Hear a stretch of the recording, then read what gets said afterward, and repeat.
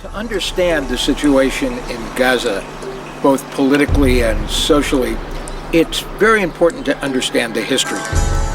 Gaza is on the coast of the Mediterranean and historically has been a region at the crossroads. The main highway is one of the oldest roads in the world, and the land of Gaza is about halfway between Cairo and Damascus, two historically key trading centers. As such, it has always been a politically and economically desirable piece of property. Study shows that small groups of farmers established communities as early as 3000 BC, and from that point forward, the region has been conquered and occupied by Egypt, Assyria, Babylonia, the Hellenistic kingdoms, Rome, and even France for a short period of time under Napoleon Bonaparte. In 1800, Napoleon was exorcised from the region by the Turks, and for the next 120-odd years, the region was controlled by the Ottoman Empire.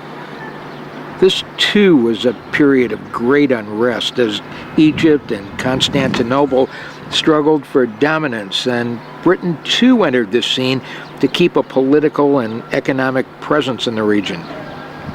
And of course, all during this history, there was a local population, people who were part of a tribe called the Philistines.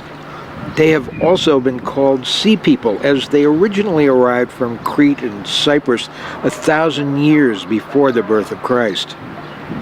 It is from this root that the name Palestine has evolved. The name Gaza stems from the region's largest city. There's a lot to take in, but the most important thing to remember is that there's always been a native population here, ever since biblical times. Current Gazan history stems from World War I. The Turks sided with Germany in the war with Britain, a decision not good for the Turks. They were soundly defeated by a British army led by Sir Edmund Allenby, and in the process, much of Gaza City was destroyed in the battle. Today, there is very little left of Gaza's historical past. For the next 30 years, the British ruled the area under what was called the British Mandate, and it was during this time that a movement began building momentum called Zionism. Persecuted in Europe, Zionism was the desire of the Jewish population to have a safe homeland. Beginning in the early 20th century, a Jewish population began to settle in the region, mostly from Europe. Thus, a struggle evolved between the Brits, the native population, and the Jewish immigrants. The British wanted to wash their hands of this situation that they actually helped create, and they turned to the newly established United Nations. In 1948, the United Nations, in a vote of the General Assembly, created the State of Israel, and immediately a war broke out between Israel and its Arab neighbors.